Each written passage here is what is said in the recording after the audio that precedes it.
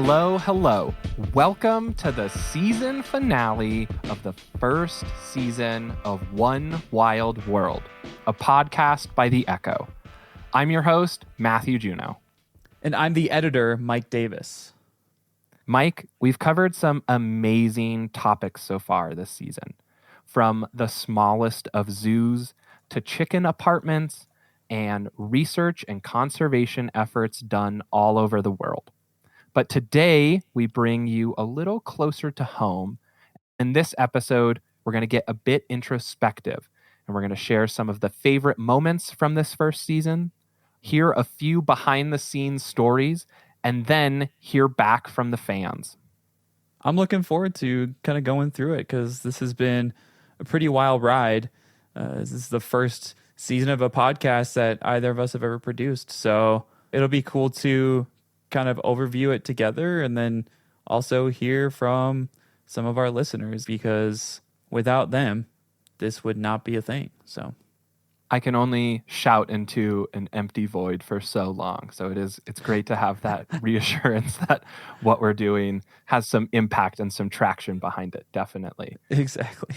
Putting together this first season has been really interesting to see how much work goes into a podcast, because it's not just as simple as plugging in a microphone and then making it work.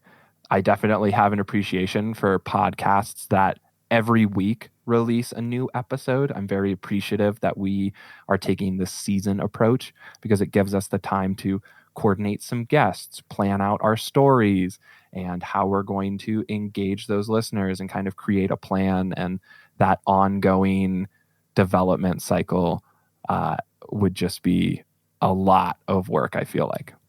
Yeah, definitely. It's very much a project. And like you said, it was cool to get a feel for the coordination aspect, planning guests, recording it, exporting that, editing it, making sure that we're not wasting any of the listeners' time by removing filler words or whatever, using the best possible tools that we know of to create the best product. And I think we really did a great job. This first season came through really strong, and we had a lot of interesting content on here. And I think a lot of people learned a lot of really cool new things, which we will hear about. So, oh, we're definitely going to hear about that. And I'm pretty happy with how this season came out.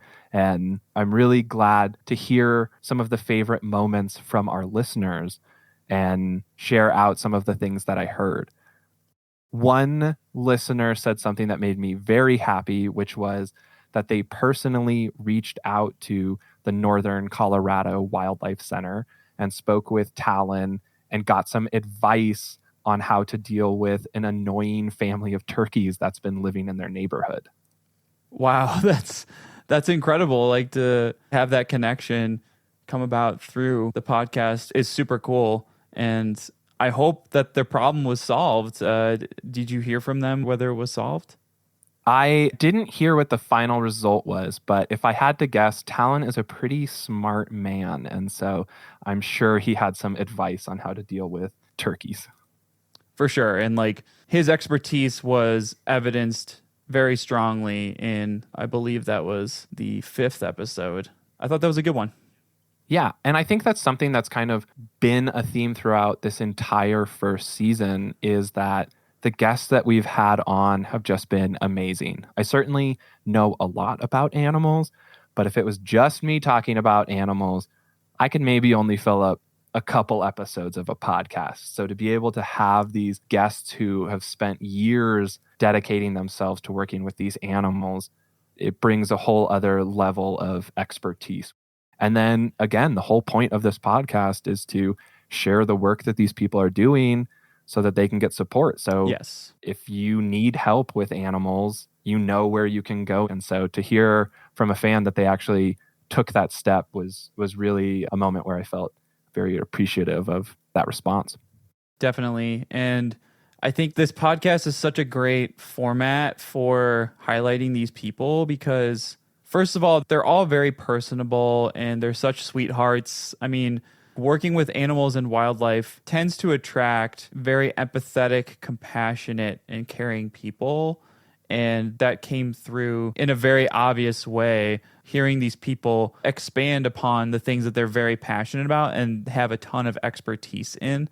It's just warmed my heart. And I know I've learned a ton of new facts about how to live better in a world that has animals in it, whether it be wildlife, livestock, or pets. And not only has it been a benefit to our listeners, but it's also been a huge benefit to us as well. So it's just such a win-win. Definitely. I don't know what type of job field attracts jerks, but it's definitely not the animal field, which is really nice. Exactly. I heard from a listener that they'll put on the episodes when they're hanging out with their baby, and their baby gets really into our theme song. And that also is just a great feeling to be like, yeah, you know what? It is a banger. And I'm glad that even from a young age, there's some appreciation out for it. That's so cool to hear. I mean, we've been using that song by Roger. Shout out to Roger. Shout out. That's ROGYR. You can find his music on any streaming platform. He's been gracious enough to let us use that song for years and years at this point. So go over there and support him as well. He's got some other awesome songs as well. So yeah. Another listener really enjoyed the What's That Animal category, and especially the one about the turtle eating some lettuce, because they really didn't know what it was, and they were very interested in finding out what that answer was. Yeah, that was quite a mysterious What's That Animal segment, because for all we know, that could have been me just munching on some lettuce, or you, or the guests themselves, Yeah. What if the guest is a turtle? I don't know. That's in season 2. We interview a turtle this we're going straight to the animal. Yeah, cutting out the middleman. That was the backup plan, was if that file got corrupted of the turtle eating lettuce, for one of us just to reproduce the sound with celery or something. Yeah, do some ADR on that. Yeah. I know for me, one of my favorite moments was reaching out to organizations or people that I've known have been doing work with animals for a very long time. Some of them from Instagram have been pages that I've followed for a long time, like Aussie Ark, and being able to have a conversation with this place that has had such an impact on my life, or been something I've been curious about for years, and finally being able to sit down with them. And in the case of Aussie Ark, that was even more special because I was coordinating with a ranger who was out in the field in a completely different time zone. So that episode we had to record, for me, kind of later at night, so that for him it was early in the morning before he went out into the field doing all of the surveys that they do in the bush there. Yeah, I think having that kind of international scale explored in that episode was a really cool kind of first for the podcast. And that was actually probably my favorite episode as well, because it's just really cool to hear about the very interesting evolutions that happen on such a massive island as Australia. It's been separated from the rest of the world for so long that it's like a separate evolutionary branch, and the conditions are really interesting there too, environmentally. So it's really awesome to hear more in-depth information on Australia and the wildlife there, and obviously having that come through with the Tasmanian devils was pretty cool. So, and I mean, who doesn't love to hear an Australian accent? I mean, it's just a classic. I'm curious, did you have any other favorite moments from this first season? Yeah, I mean, just kind of looking at the whole season, I thought the start with Amy McFarland was really strong. She addressed some misconceptions with beef production, which I think are very common.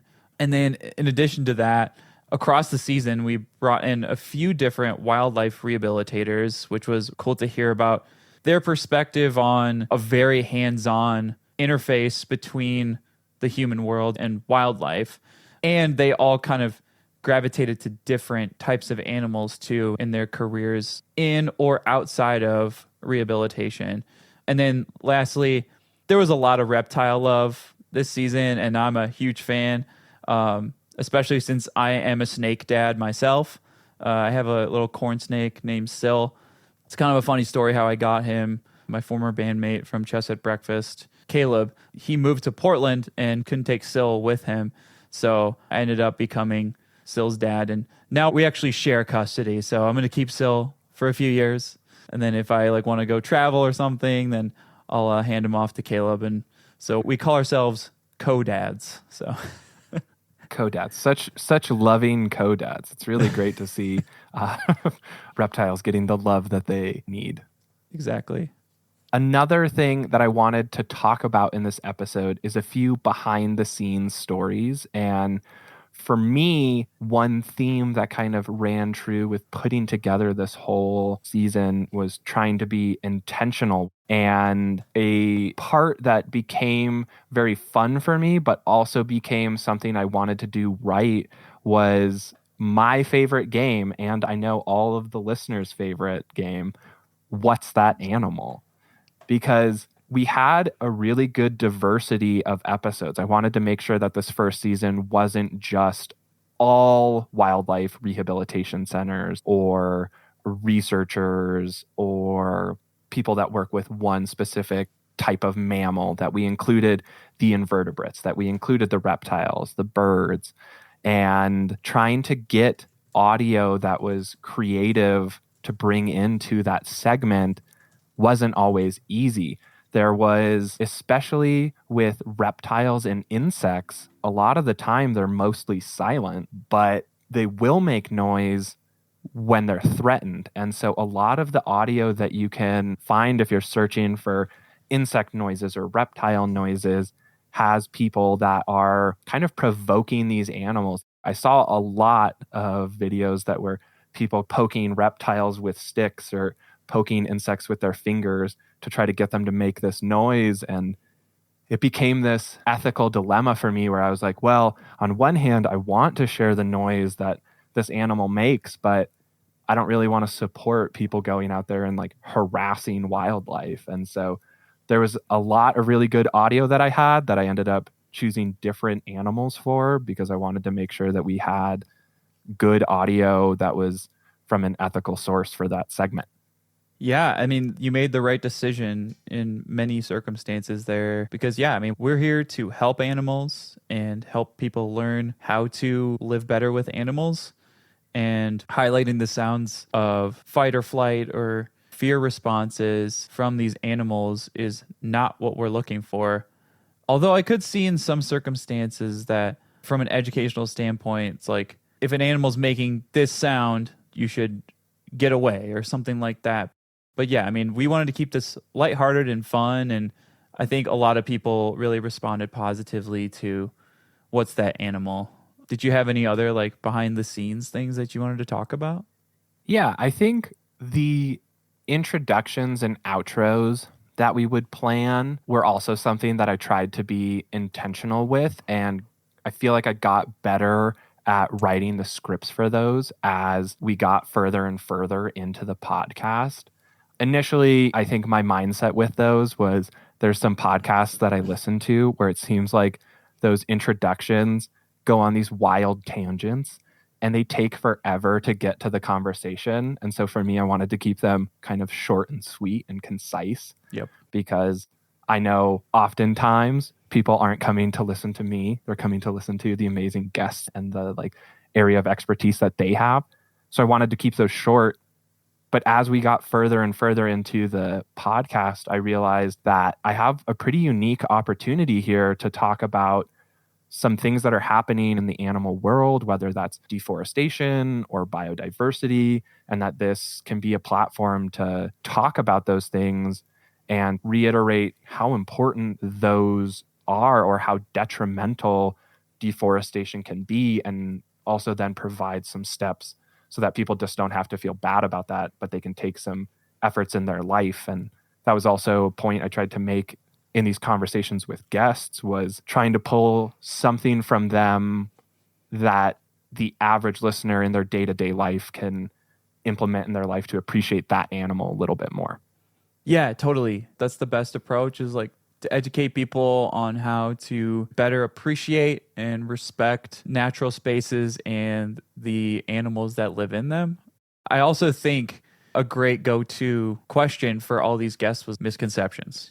Like that was always such good material, I thought.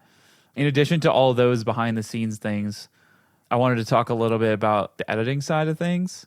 Once we planned and recorded the episodes, there was still a lot of work to do. I would take the recordings that we captured over a video chat platform and then drop them into a program called Descript, which basically transcribes the whole conversation into text. And then you can kind of like edit the text, and it edits the audio associated with that text at the same time. It was such a great time-saving tool.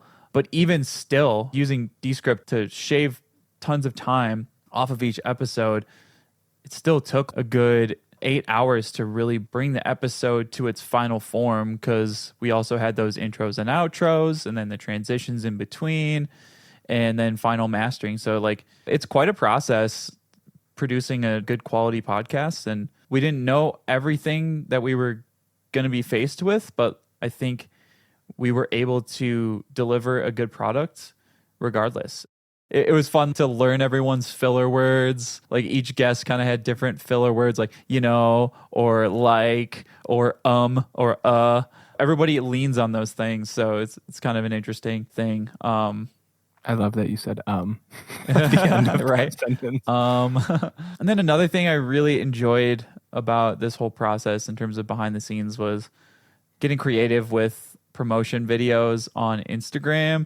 It was really fun to get back into social media content and trying to drive traffic to the podcast and play the hashtag game and get some new followers in the process, do the stories, all that jazz. It's fun to get back into it for a good cause. So, yeah, another part that was really interesting when using that Descript platform was it made what's called an audiogram, which if you saw our Instagram, either stories or posts, were something that we featured as a little sneak peek of the conversation that we had, where it would take that conversation and, like you would say, it transcribes that audio. And so then we could play basically a video from the podcast conversation, but it has all of the words. So if you're just scrolling through, maybe you're at work trying to be a little sneaky and check social media, but you don't want to have the audio on, you can read the conversation, and it's just another way to engage with people. So that I thought was a really interesting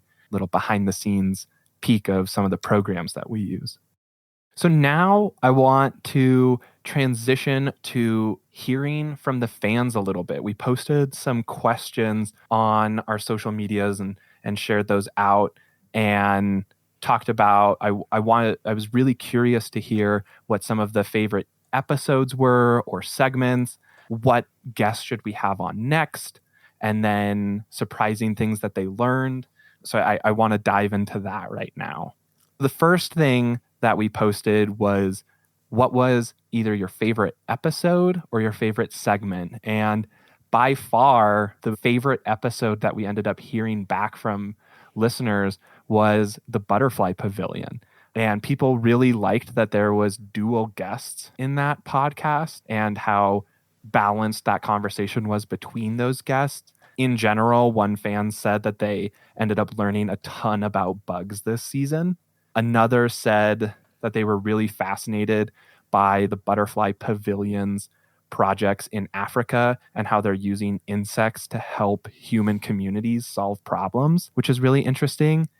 Another fan said that Rich and Shibran are both really engaging speakers, and I have to agree, they really know their stuff. I felt like I was really talking with experts that are great communicators and very intentional in that, and it was a longer episode, so to hear that it was some listeners' favorites was really eye-opening, because it was a worry of mine as I saw that time of that conversation going longer and longer. I had this worry of, oh my gosh, like are listeners even going to want to listen to this?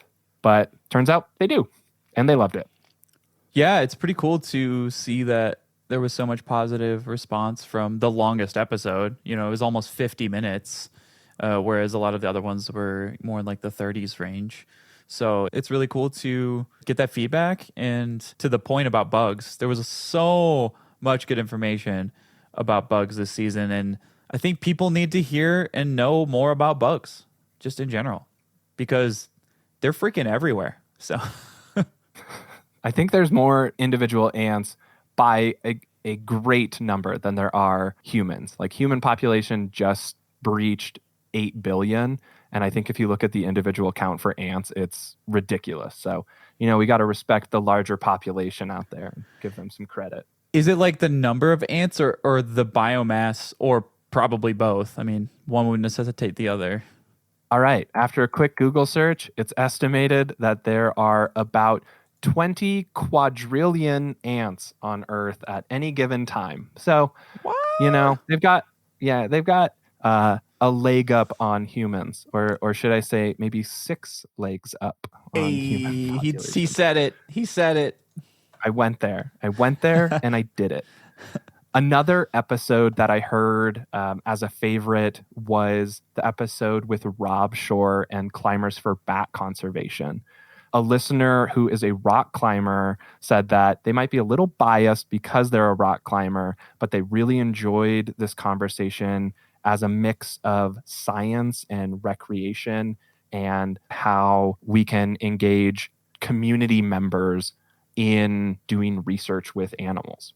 Yeah, 100%. To a similar point with the humans versus ants ratio, there's only so many biologists, but there's a lot of people out there that can help the biologists. And that actually was covered in the butterfly episode as well.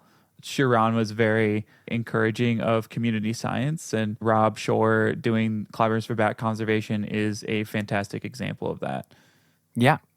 And then another question we asked was, who should we have on for season 2? And it was really interesting. We got multiple people that ended up saying the same thing. So I'm going to work hard to make that happen. They said getting someone on who specializes in aquatic animals.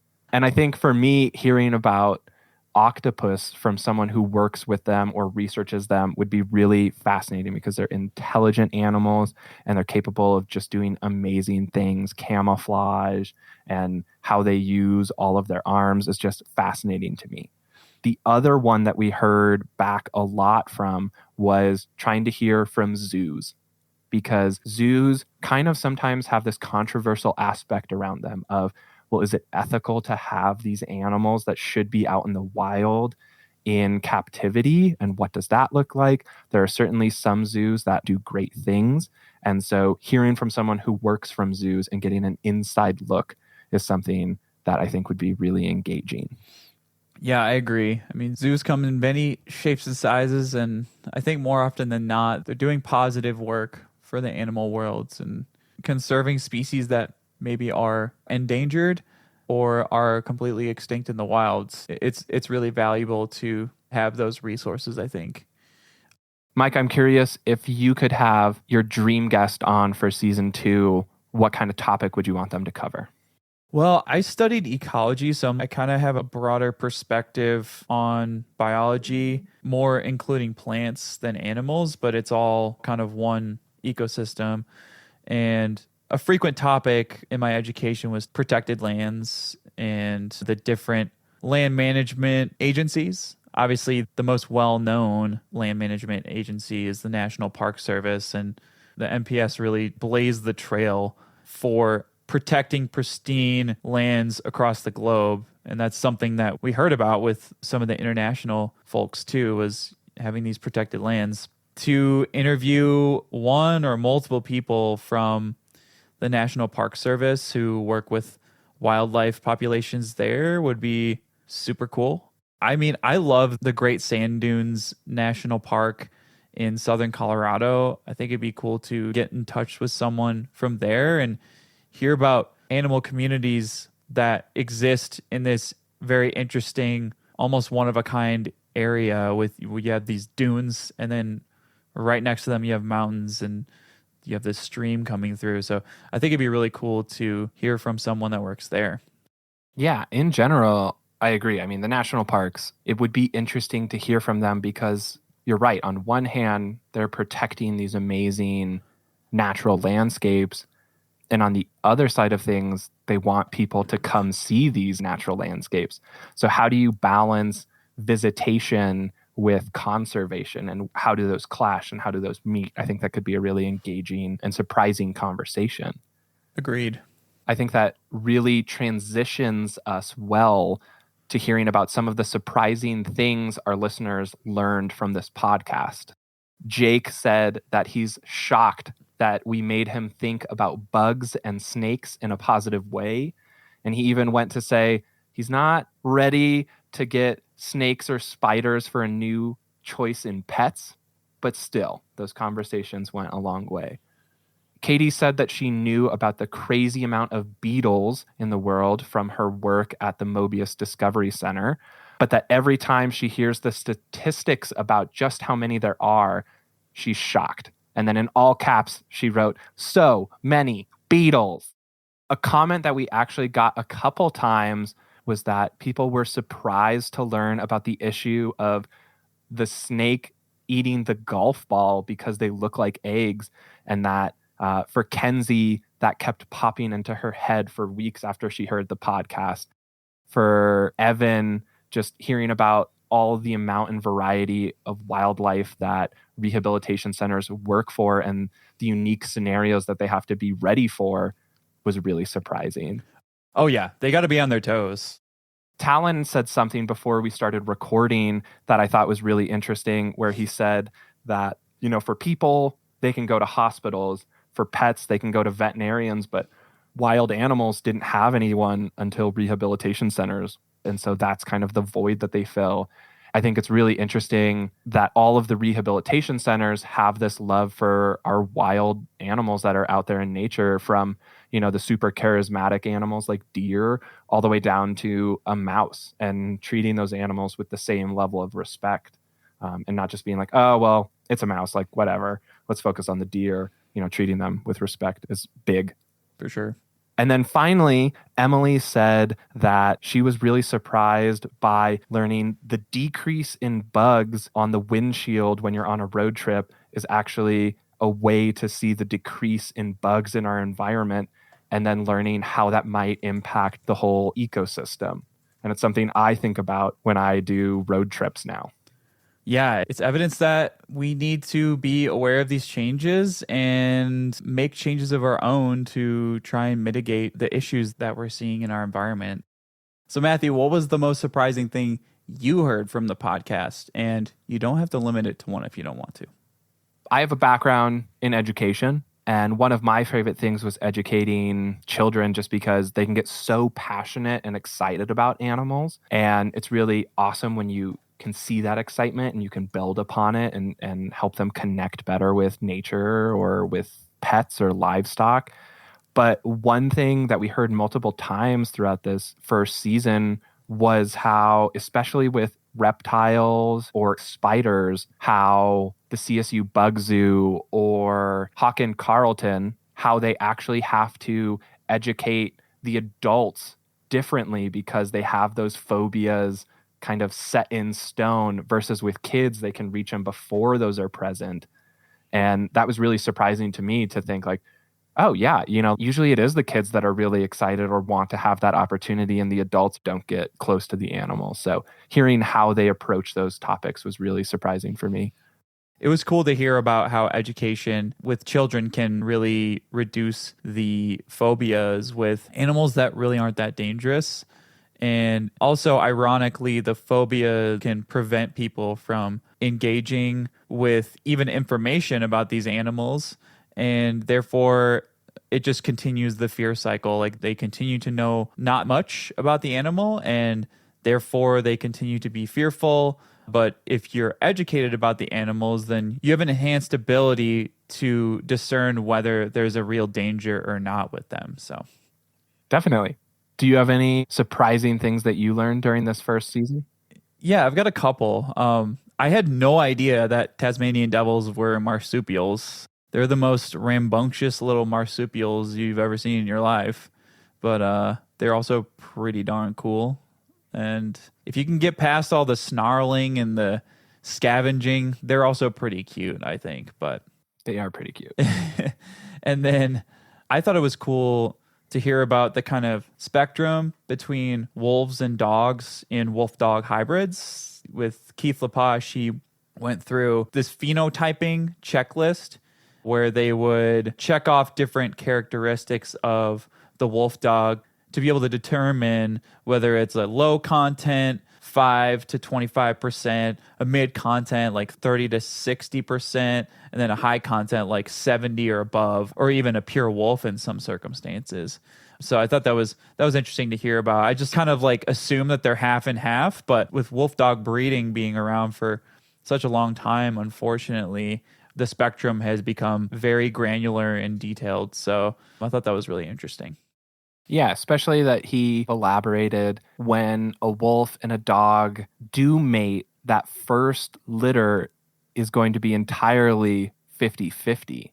Right. But then after that, or if you breed, a 50-50 wolf dog hybrid with another 50-50 wolf dog hybrid, you might get in that litter some that are basically more dogs, some that are mid, some that are basically full wolf. And it was really interesting to hear how that worked, that the first generation is always 50-50. That seemed surprising to me. It makes sense. Yeah. It makes sense. Well, again, this first season has been so exciting to put together, and I'm glad to hear from listeners a little bit and make this a two-way street, especially hearing what types of animals interest people to have on for future episodes.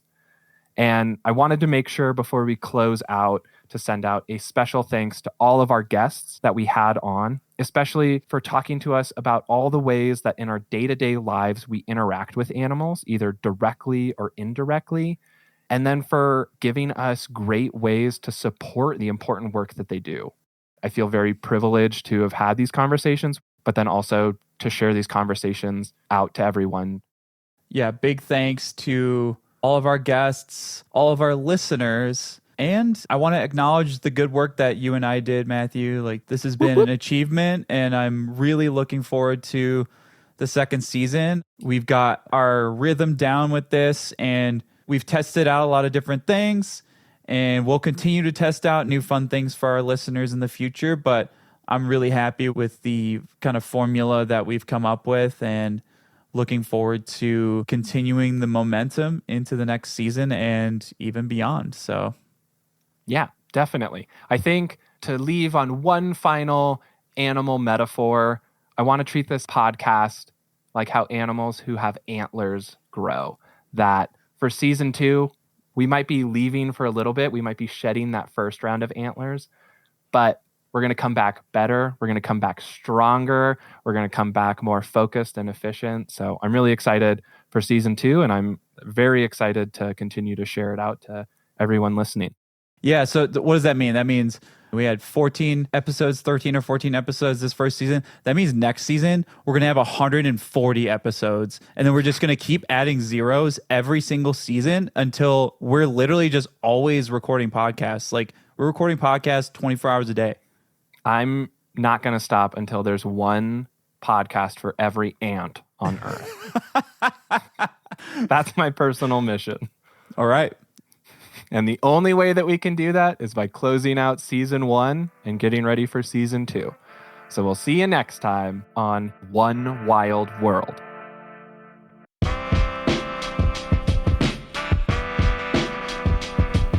If you enjoyed this conversation, subscribe and consider supporting us directly at patreon.com/onewildpodcast.